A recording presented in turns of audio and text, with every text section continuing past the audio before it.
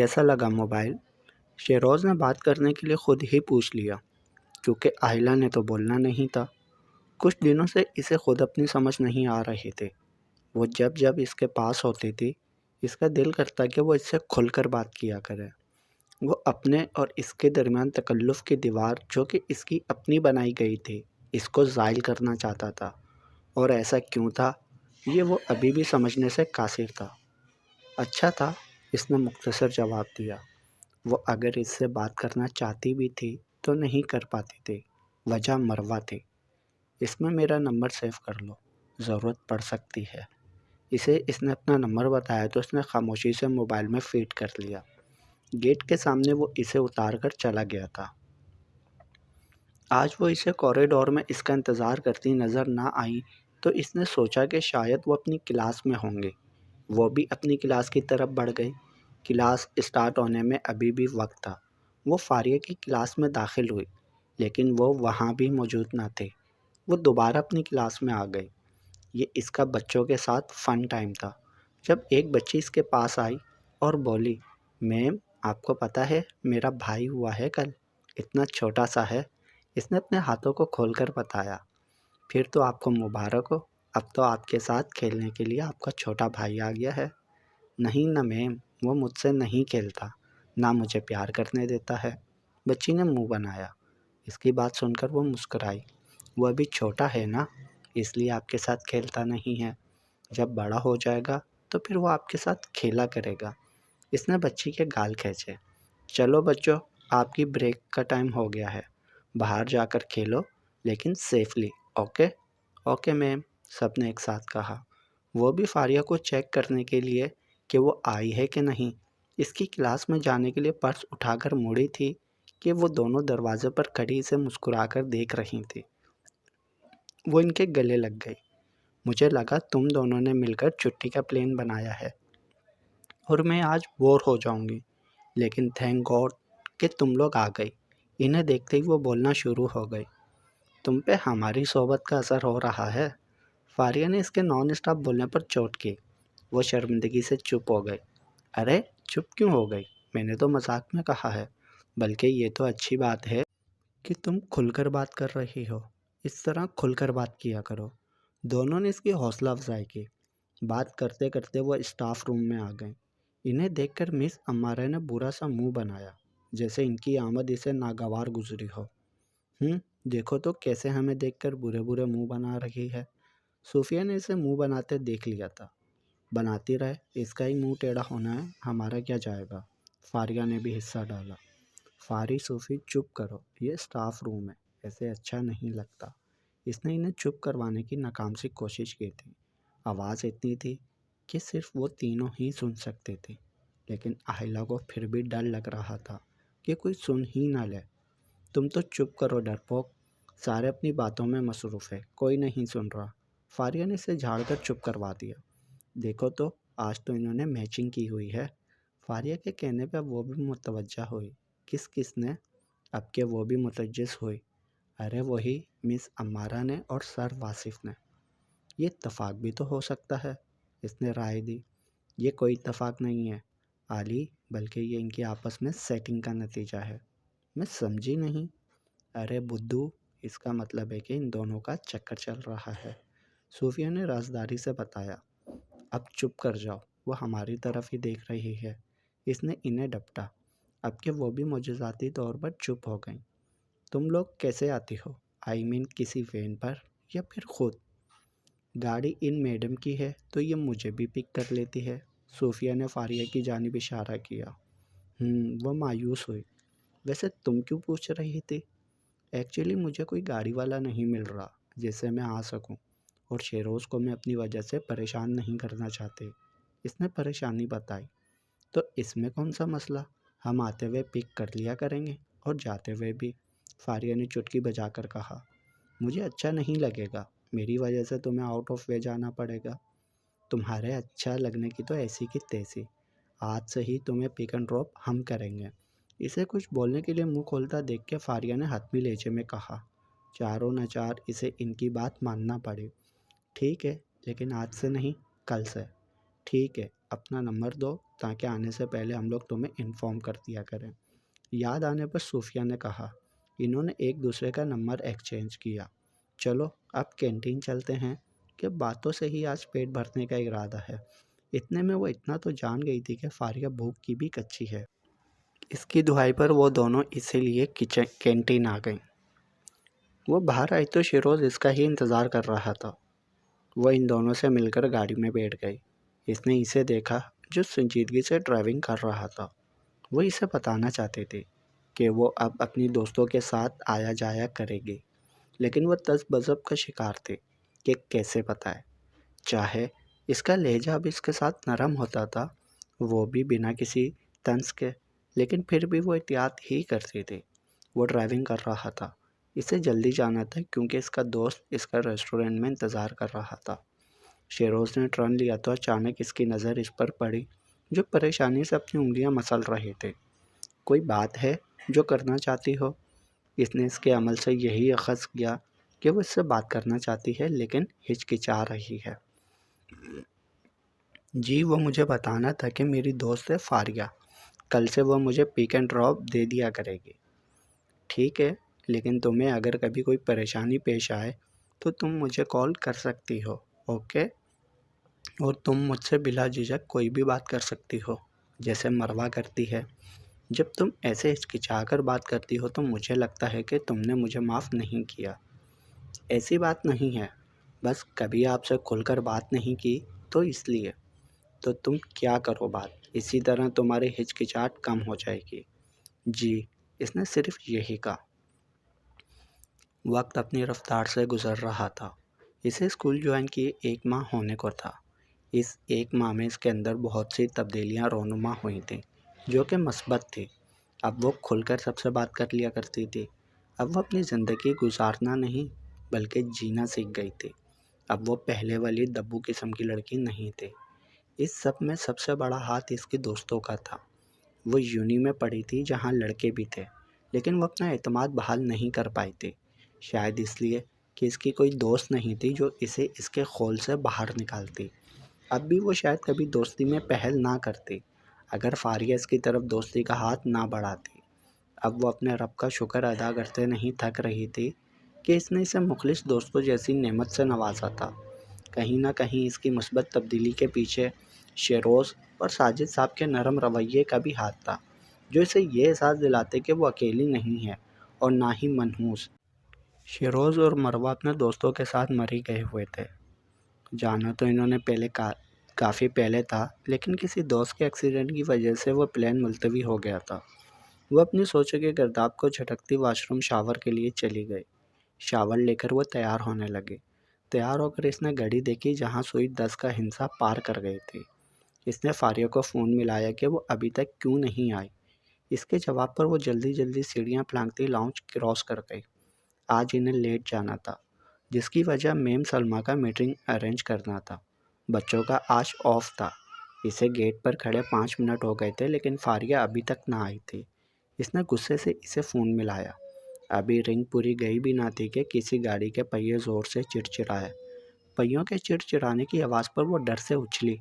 اس نے نظر اٹھا کر دیکھا تو وہ گاڑی کسی اور کی نہیں بلکہ فاریہ کی تھی۔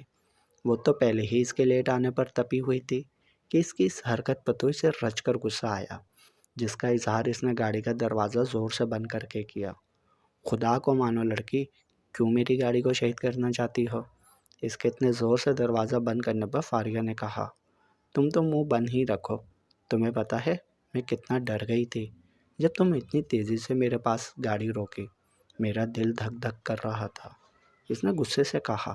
اس نے اپنے دل پر ہاتھ رکھا جو ابھی بھی 100 کی اسپیڈ سے دھک دھک کر رہا تھا۔ مجھے مت سناؤ، اسے سناؤ جس کی وجہ سے ہم آج لیٹ ہوئے ہیں۔ اس نے بیک مرر سے آئلہ کو دیکھ کر اپنے ساتھ آگے بیٹھی صوفیہ کی طرف اشارہ کیا۔ آئلہ نے غصے سے اس کی طرف دیکھا۔ سوری نا، نماز پڑھ کر سو گئی تھی اور گھر میں سب کو پتہ تھا کہ آج لیٹ جانا ہے، اس لیے کسی نے اٹھایا ہی نہیں اور میری آنکھ بھی نہ کھلی، اس لیے لیٹ ہو گئی۔ اس نے بتا کر بیچاری سی شکل بنائی جو کہ صرف بنانے کی حد تک تھی۔ اچھا ٹھیک ہے، لیکن آئندہ ایسا مت کرنا۔ صوفیہ نے سر ہلایا۔ گاڑی پارک کر کے وہ لوگ عمارت کے اندر گئے۔ سارا اسکول سائیں سائیں کر رہا تھا۔ سارے اسکول میں خاموشی کا راج تھا۔ وہ لوگ سیکنڈ فلور پر میٹنگ روم میں انٹر ہوئیں۔ تقریباً سارے ٹیچر وہاں پہلے سے ہی موجود تھے، صرف میم سلمیٰ نہ تھی۔ شاید وہ کچھ دیر بعد آنے کا ارادہ رکھتی تھی۔ انہوں نے سب کو مشترکہ سلام کیا اور اپنی جگہوں پر بیٹھی۔ کچھ دیر بعد میم سلمیٰ بھی آ گئی۔ سب نے انہیں سلام کیا تو انہوں نے سر کے اشارے سے جواب دیا اور ڈائس کے دوسری طرف جا کر کھڑی ہو گئیں۔ آج اس میٹنگ کا مقصد آپ لوگوں کو مطلع کرنا تھا کہ 1 ماہ بعد فائنل ایگزامز اسٹارٹ ہوں گے، اور اس 1 ماہ میں نہ صرف آپ نے اسٹوڈنٹ کا سلیبس کور کروانا ہے بلکہ ان کی تیاری بھی کروانی ہے۔ آئی ہوپ کہ آپ لوگوں کے لیے یہ وقت کافی ہوگا تیاری کروانے کے لیے۔ یس میم۔ اور میم، اس دفعہ رزلٹ پر کون سی ہستی مدعو ہوگی؟ یہ سوال میل ٹیچر سر فہد کی طرف سے تھا۔ یہ سب آپ کے لیے سرپرائز ہے۔ کتنا اچھا ہو اگر میم کراتلین کو بلا لیں۔ پتہ ہے، لاسٹ ٹائم بھی میم نے شاہد افریدی کو بلایا تھا، فاریہ نے اشتیاق سے کہا۔ ہاں، ویسے کراتلین کو بلا لینا چاہیے۔ اس کا گانا وے بھلیا سائیاں کٹ کٹ روئیاں کتنے مزے کا ہے، بالکل ایسے جیسے وہ الفاظ نہیں بلکہ آپ کی اپنی داستان ہو، صوفیہ نے کھوئے کھوئے لہجے میں کہا۔ اس کے کھوئے کھوئے لہجے پر دونوں نے اسے دیکھا۔ اس کی آنکھوں میں نمی دیکھ کر وہ دونوں پریشان ہو گئے۔ ہے، کیا ہوا؟ آئلہ نے اسے اپنے ساتھ لگاتے ہوئے کہا۔ کچھ نہیں، اس نے مسکرا کر اپنی آنکھوں کی نمی صاف کی۔ تمہیں جب بھی لگے تمہیں ہماری ضرورت ہے تو تم ہمیں اپنے ساتھ پاؤ گے۔ ہم ہر وقت تمہارے ساتھ ہیں، فاریہ نے سنجیدگی سے اس کے ہاتھ کو اپنے ہاتھ میں لے کر کہا۔ آئلہ نے بھی اس کی تائید کی۔ وہ ان دونوں کو دیکھ کر نم آنکھوں سے مسکرائی۔ اسے خوشی ہوئی تھی کہ انہوں نے پوچھنے کے بجائے اسے اپنی موجودگی اور دوستی کا احساس دلایا تھا۔ اس نے انہیں بتانے کا ارادہ کیا، جس کے بارے میں صرف وہ اور اس کا خدا اور وہ دشمن جان جانتا تھا۔ میرے کزن ہیں طلحہ، میں ان سے محبت کرتی ہوں لیکن وہ مجھ سے محبت نہیں کرتے۔ اس نے انہیں دیکھا جو اس کی بات کو نہایت انہماک سے سن رہی تھی۔ انہیں دیکھ کر اس نے گہرا سانس لیا اور آگے بتانا شروع کیا۔ میں نہیں جانتی کب اور کیسے مجھے ان سے محبت ہو گئی، یا شاید ان کی شادی سے پہلے ہی مجھے ان سے محبت تھی، لیکن میں اپنے احساسات کو اس وقت سمجھ نہیں سکی، اور یہی مجھ سے کوتاہی ہو گئی کہ میں ان کے بارے میں اپنے احساسات کو ہی نہ جان پائی۔ ان کے شادی سے پہلے والی بات پر وہ چونکی ضرور، لیکن بولی کچھ بھی نہیں۔ وہ چاہتی تھی کہ وہ اپنے دل کا غبار باہر نکال لے۔ جب میں نے ان سے اپنی محبت کا اظہار کیا تو انہوں نے مجھ سے یہ کہہ کر دھتکار دیا کہ مجھے ان سے محبت نہیں ہے، بلکہ میں صرف تمہاری ضرورت ہوں۔ اس نے ہچکی لے۔ میں کیسے اپنی پاک محبت کے لیے ایسے الفاظ سن سکتی تھی؟ اس نے اپنے بہتے آنسو پوچھے، جو اس ستم گر کے کہے الفاظ یاد کر کے بہنا شروع ہو گئے تھے۔ اس کے بعد میں نے اپنے جذبات کو اپنے تک محدود کر لیا، لیکن ان کی محبت آج بھی میرے دل میں اپنے پر پھیلائے بیٹھی ہے۔ دونوں نے اٹھ کر اسے گلے لگا لیا۔ کافی دیر وہ ان سے لگی روتی رہی۔ پھر جب وہ کچھ سنبھلی تو انہوں نے اسے علیحدہ کیا۔ وہ دونوں تو سوچ بھی نہیں سکتے تھے کہ ہر وقت ان کے سامنے مسکرانے والی ان کی یہ دوست کس اذیت سے گزر رہی ہے۔ دیکھو میری جان، تم نے کہا شادی سے پہلے، تو کیا وہ شادی شدہ ہیں؟ فاریہ نے پوچھا۔ ہاں، اس نے ہاں میں سر ہلایا۔ تو تم اس محبت سے دستبردار ہو جاؤ، انہیں اپنی محبت سے آزاد کر دو تاکہ وہ اپنی زندگی میں ہمیشہ خوش رہیں، کیونکہ محبت قربانی مانگتی ہے۔ تم بتاؤ، کیا اتنا آسان ہوتا ہے اپنی محبت سے دستبردار ہونا؟ اس کے کہنے پر دونوں نے نظریں چرائیں۔ ان کے نظریں چرانے پر وہ استہزائیہ ہنسی۔ ان کی بیوی سوا کی 2 سال پہلے ڈیٹ ہو چکی ہے۔ اگر وہ اپنی زندگی میں اپنی بیوی کے ساتھ خوش ہوتے تو میں کبھی بھی ان سے اپنی محبت کا اظہار نہ کرتی، بلکہ اپنی محبت ان پر خوشی خوشی وار دیتی، بنا ایک پل لیے۔ کیا وہ اپنی بیوی سے بہت محبت کرتے تھے؟ کیا ان کی لو میرج تھی؟ یہ پوچھنے والی آئلہ تھی۔ نہیں، ان کی ارینج میرج تھی۔ نکاح ایک پاک بندھن ہے جس میں 2 انجان لوگوں کو محبت ہو جاتی ہے، تو ظاہر ہے ان کو بھی تھی۔ پھر تو انہیں خوش ہونا چاہیے تھا، بلکہ اپنی قسمت پر رقص کرنا چاہیے تھا کہ کوئی لڑکی ان سے اس قدر محبت کرتی ہے کہ اس کی خوشی پر اپنی محبت کو بھی وار سکتی ہے۔ فاریہ نے کہا۔ میں جانتی ہوں وہ میری محبت کو بھی میرے لیے ٹھکرا رہے ہیں، وہ کہتے نہیں ہیں لیکن ان کی آنکھیں مجھے سب بتا دیتی ہیں۔ وہ خود کو میرے قابل نہیں سمجھتے۔ ان کا کہنا ہے کہ میں بہترین انسان ڈیزرو کرتی ہوں، لیکن وہ یہ نہیں سمجھ رہے کہ میرے لیے سب سے بہترین وہ خود ہیں۔ تم رو نہیں، دعا کرو وہ رب اسے تمہارے مقدر میں کر دے۔ دعا میں بڑی طاقت ہوتی ہے۔ آئلہ نے اس کے آنسو صاف کیے۔ اس نے ہاں میں سر ہلایا۔ ویسے وہ دکھنے میں کیسے ہیں؟ میں نے سنا ہے کہ پیار اندھا ہوتا ہے۔ کہیں تم نے بھی کسی کالے کلوٹے یا پھر بہنگے سے تو پیار نہیں کر لیا؟ پہلی بات کہ پیار سوچ سمجھ کر یا کسی کی خوبصورتی دیکھ کر نہیں ہوتا، بلکہ یہ خود ہی انسان کو اپنی لپیٹ میں لے لیتا ہے۔ پھر آپ کا محبوب کالا ہو یا گورا، اس سے فرق نہیں پڑتا۔ اور طلحہ بہت خوبصورت ہیں۔ میرے لیے وہ میرے بابا کے بعد دنیا کے سب سے خوبصورت مرد ہیں۔ اس نے اپنے تصور میں طلحہ کے عکس کو دیکھ کر کھوئے کھوئے کہا۔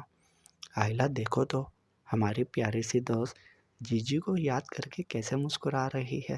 ان کے کہنے پر وہ جھینپ گئی۔ شیروز جو کہ مری اپنے دوستوں کے اصرار پر آیا تھا، یہاں آ کر بھی اسے سکون نہیں ملا تھا۔ ایک عجیب سی بے نام سی بے چینی تھی جو اسے اپنے لپیٹ میں لیے ہوئے تھے۔ وہ یہاں ہو کر بھی یہاں نہیں تھا۔ مروہ نے بھی اس کی غائب دماغی کو نوٹ کیا تھا۔ نوٹ تو سب دوستوں نے ہی کیا تھا، لیکن وہ ہنس کر ٹال دیا۔ ابھی بھی وہ اسی بے چینی کو ختم کرنے کے لیے سگریٹ پی رہا تھا کہ مروہ نے اس کے کندھے پر اپنا سر رکھا۔ وہ چونکا۔ اس نے اس کا سر کندھے سے دور کیا۔ ہاں کیا میں نہیں آ سکتی؟ اس نے لاڈ سے کہا اور اس کے ساتھ بینچ پر بیٹھ گئی۔ نہیں، میں نے ایسا تو نہیں کہا۔ اس نے سگریٹ پھینکی۔ تم پی لو، میں نے کون سا تمہیں روکا ہے؟ اس نے اسے سگریٹ کو مسلتے دیکھ کر کہا۔ نہیں بس یہ ویسے بھی آخری تھی، اس نے اپنی بے چینی کو پستے پیش ڈالتے ہوئے کہا۔ وہ بھی بینچ پر بیٹھ گیا۔ کافی دیر کی خاموشی سے اکتا کر مروہ نے اسے واک کی آفر کی۔ ویسے تو اپریل کے مہینے میں گرمی کا موسم شروع ہو جاتا ہے، لیکن مری میں ابھی بھی اتنی سردی تھی کہ انہیں جرسی وغیرہ پہننی پڑ رہی تھی۔ وہ اپنی جیبوں میں ہاتھ ڈالے اس کے ہر قدم ہوا۔ میں نوٹ کر رہی ہوں تم جب سے یہاں آئے ہو کافی بے چین ہو، اس نے عام سے لہجے میں کہا، لیکن لفظ بے چینی پر وہ ٹھٹکا۔ تو کیا وہ اس کے چہرے سے بھی اتنا ہی بے چین نظر آتا تھا جتنا وہ اندر سے تھا؟ اس نے خود کو جلدی سے کمپوز کیا، کیونکہ وہ اسے ہی دیکھ رہے تھے۔ نہیں تو بس ایسے ہی، طبیعت کچھ ٹھیک نہیں تھی۔ اس نے جھوٹ بولا۔ تو تم مجھے بتاتے، نہیں تو کیف لوگوں کو کم از کم بتاتے، وہ تمہیں کسی ڈاکٹر کو دکھا دیتے۔ اس نے پریشانی سے کہا۔ مجھے خود ابھی معلوم نہیں ہے کہ مجھے کیا ہوا ہے، تو میں ڈاکٹر کو کیا بتاؤں گا؟ اس نے دل میں سوچا، لیکن بولا بس یہی، میڈیسن لے لی تھی میں نے، اب بہتر ہوں۔ اس نے اسے ٹالا۔ وہ لوگ واک کرتے کرتے ہوٹل سے کافی دور نکل آئے تھے۔ چلو شیری، اس ڈھابے سے چائے پیتے ہیں۔ اس نے سڑک کے دوسری طرف لگے ڈھابے کی طرف اشارہ کیا۔ چلو۔ وہ اسے لے کے ڈھابے پہ آیا۔ ہلکی پھلکی گفتگو کے درمیان انہوں نے چائے پی اور پیمنٹ کر کے ہوٹل واپسی کے لیے چل دیے۔ وہ اور اس کا جگری دوست فواد ایک روم شیئر کر رہے تھے۔ دوست تو سب بھی اس کے تھے، لیکن فواد اس کا جگری دوست تھا۔ واپسی پر کمرے میں آ کر وہ پھر سے اسی کے خیالوں میں کھو گیا۔ فواد جو اپنی منگیتر سے فون پر بات کر کے کمرے میں آیا تھا، اسے خیالوں میں کھویا دیکھ کر اس کے ساتھ ہی بیڈ پر لیٹ گیا۔ اس نے اس کی کمر میں مکہ رسید کیا تو وہ ہوش میں آیا۔ اب بتا وہ کون ہے جس کے خیالوں میں تو کھویا ہوا ہے؟ اسے اٹھتا دیکھ کر وہ بھی بیٹھ گیا۔ فضول مت بول، اس نے اسے گھورا۔ میں فضول بول رہا ہوں، اور تو جو اس فضول کے بارے میں سوچ رہا ہے اس کا کیا؟ اس نے بھی اسی کے انداز میں کہا تو شیری نے اسے گھورا۔ خبردار اگر تم نے اسے فضول کہا تو۔ اپنا نشانہ صحیح دیکھ کر وہ کھل کر ہنسا۔ دانتوں کی نمائش تو بند کرو۔ میں تو اس لیے ہنس رہا ہوں کہ میرا دوست بھی محبت کی وادی میں قدم رکھ چکا ہے۔ اس کے گھورنے پر وہ سیدھا ہوا۔ ایسا کچھ نہیں ہے، ایسا ہی ہے، تم خود سے چھپا رہے ہو۔ اگر ایسا نہیں ہے تو پھر اتنے بے چین کیوں ہو؟ ایسا کیسے ہو سکتا ہے؟ ایسا نہیں ہو سکتا میرے دوست، بلکہ ہو گیا ہے۔ دیکھ میں تیرا دوست ہوں، تجھے جانتا ہوں، اس لیے کہہ رہا ہوں۔ اگر تجھے میری بات پر یقین نہیں ہے تو اپنی آنکھیں بند کر۔ اگر تجھے وہ دکھائی دی تو سمجھ لے اس کی محبت میں گرفتار ہو گیا ہے۔ فواد نے اس کی مشکل آسان کی۔ شیروز نے دھڑکتے دل کے ساتھ آنکھیں بند کی تو اس کا چہرہ چھم سے اس کی آنکھوں کے پردے پہ لہرایا۔ وہ شاکڈ ہوا۔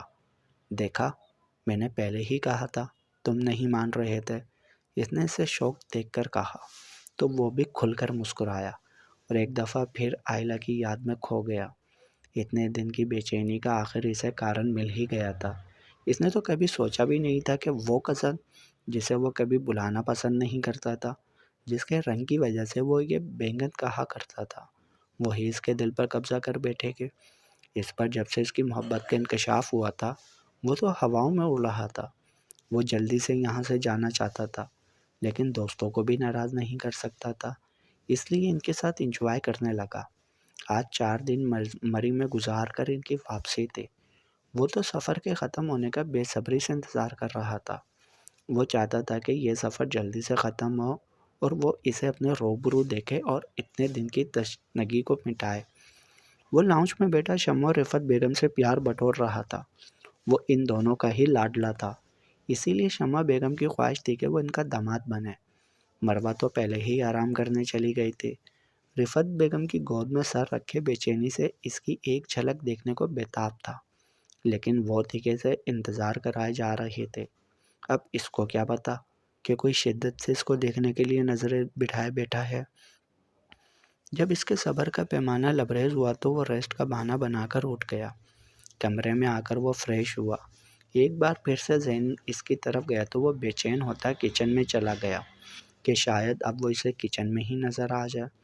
اس کی قسمت کو شاید اس پر رحم آ گیا تھا کہ وہ اسے کچن میں چائے بناتی مل گئی۔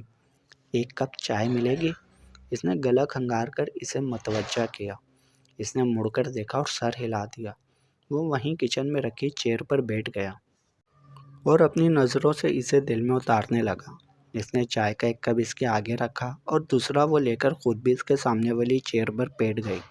وہ بیٹھنا تو نہیں چاہتی تھی، لیکن پھر یہ کہ ایسے جانا اسے اچھا نہ لگا، اس لیے بیٹھ گئی۔ کیسی ہو؟ اس نے ہی آغاز کیا۔ سوال کرتے ہوئے اس نے اسے اپنی نظروں کے حصار میں رکھا۔ الحمدللہ ٹھیک ہوں، آپ کیسے ہیں؟ اس نے نظریں جھکا کر کہا۔ میں بھی ٹھیک ہوں، بلکہ اب تو بالکل ٹھیک ہو گیا ہوں۔ اس کے جواب پر اس نے سر اٹھا کر اسے دیکھا تو دھک سے رہ گئے۔ وہ اپنی آنکھوں میں محبت لیے اسے تک رہا تھا۔ وہ کوئی بچی نہ تھی، اس کی آنکھوں کی چمک اور ان میں بسی اپنے لیے محبت کو وہ دیکھ نہ پاتی۔ وہ جلدی سے چائے ختم کر کے کمرے میں آ گئی۔ اس کے اوجل ہونے تک شیروز نے اسے دیکھا تھا۔ کمرے میں آ کر وہ چکر پر چکر لگائے اس کی آنکھوں کے بارے میں سوچ رہے تھے۔ اسے اس کی آنکھوں میں محبت کے ساتھ ساتھ احترام بھی دکھا تھا۔ تو کیا وہ مجھ سے محبت کرتے ہیں؟ اس نے سوچا۔ اپنی سوچ پر اس نے استغفر اللہ کہا۔ کیا سوچے جا رہی ہوں؟ یقیناً تمہیں کوئی غلط فہمی ہوئی ہوگی، ورنہ ایسا کیسے ہو سکتا ہے؟ اس نے خود کو ڈانٹا۔ بچوں کے پیپر شروع ہو گئے تھے۔ 1 ہفتے تک پیپر ختم ہونے تھے۔ اس دوران شیروز سے بھی اس کی کم ہی ملاقات ہوتی تھی۔ ناشتے اور رات کے کھانے پر ہی وہ اسے دیکھتی تھی، کیونکہ وہ اب ساجد چاچو کے ساتھ آفس جاتا تھا۔ اس دوران اس نے کافی دفعہ نوٹ کیا کہ وہ اسے دیکھتا ہے۔ آج بھی رات کے کھانے پر وہ سب لوگ ڈائننگ ٹیبل پر بیٹھے تھے کہ اسے آج بھی اس کی نظروں کی تپش خود پر محسوس ہوئی۔ اس نے سر اٹھا کر دیکھا تو وہ اسے ہی دیکھنے میں مصروف تھا۔ اس کے دیکھنے پر وہ کھانے پر جھک گیا تو وہ بھی سب پر نظر ڈالتی مطمئن ہوتی کھانے میں مصروف ہو گئی۔ وہ اسے اکثر خود کو دیکھتا پاتی تھی، لیکن اس کی نظروں میں اپنے لیے محبت کے علاوہ احترام کو دیکھ کر وہ سکون کا سانس لیتی۔ اس کے باوجود بھی وہ اس کی طرف پیش قدمی نہیں کر سکتی تھی اور نہ وہ کرنا چاہتی تھی۔ ایک تو پہلی شادی کے تجربے سے ڈر گئی تھی، تو دوسری وجہ رفعت بیگم اور مروہ تھیں۔ وہ جانتی تھی کہ وہ اسے کسی صورت بہو کے روپ میں قبول نہیں کریں گی، اور مروہ کی آنکھوں میں بھی وہ اس کے لیے پسندیدگی دیکھ چکی تھی۔ جاری ہے بقیہ اگلے پارٹ میں۔ تمام پارٹس پڑھنے کے لیے چینل کو سبسکرائب کریں۔ ناول اگر اچھا لگے تو ویڈیو کو لائک ضرور کریں۔ کمنٹس میں اپنی رائے بتائیں، یہ ناول آپ کو کیسا لگ رہا ہے۔